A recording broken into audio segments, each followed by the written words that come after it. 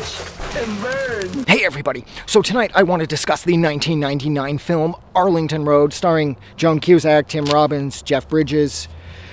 And, oh wow, this is made during a time when, the 90s thrillers just didn't miss. And this is a towering, shining example of that.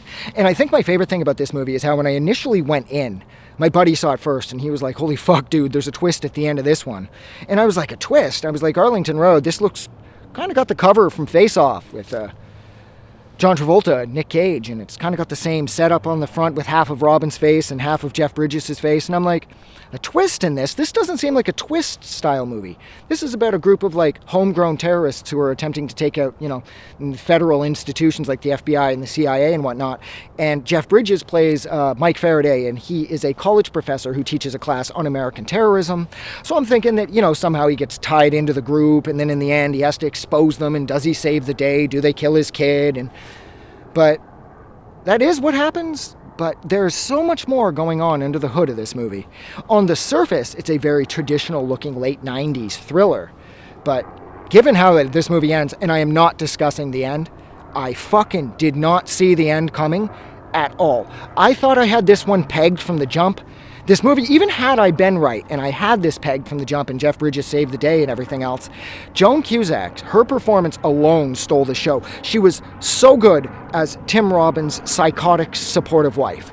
She comes off like the dutiful wife who's just doing mothering family stuff, but oh no, she is an active and willing participant in Tim Robbins'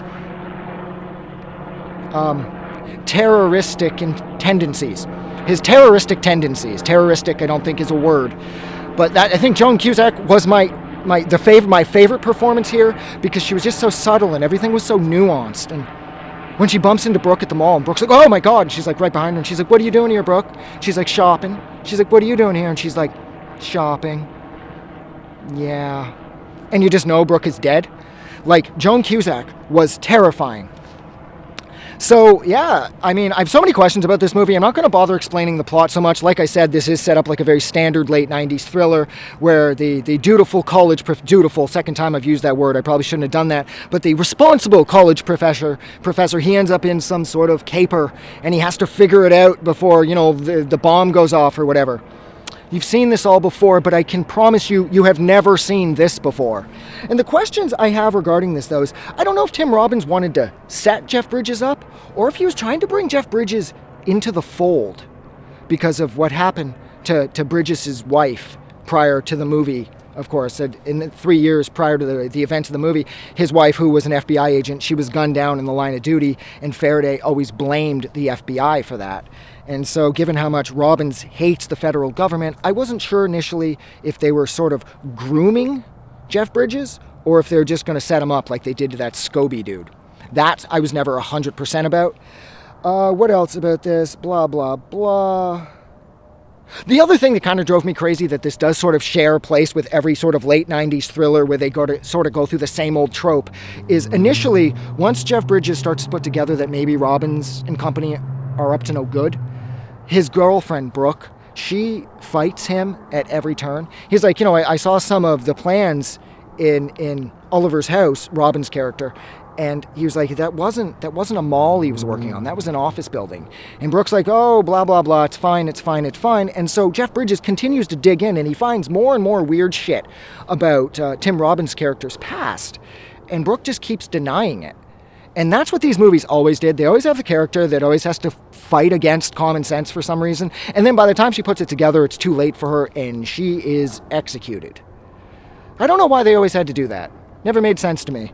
But I think my biggest question here is whether or not Tim Robbins and his band of merry terrorists were trying to recruit Jeff Bridges' character, or if they were just trying to set him up. I don't know. But the performances were amazing. The story is so captivating. The twists and the turns are sort of endless. And just when you think you understand where this movie is going and how this movie is going to end, I can guarantee you that you do not. I did not see the end of this movie happening, especially considering the period from which this movie is from. These movies are all sort of paint by numbers concerning their endings, but this one fucking totally rewrote the script on that one. And that's where I'm leaving it. So thank you so much for hanging out with me for a little over 5 minutes while I discuss the absolutely killer and fucking rad 1999 thriller Arlington Road. Like always, if you like this review or you like this movie, don't forget to do something nice for somebody. But like always, most importantly, don't forget that the world is actually a better place because you're in it. I'm gonna go. Have a good night.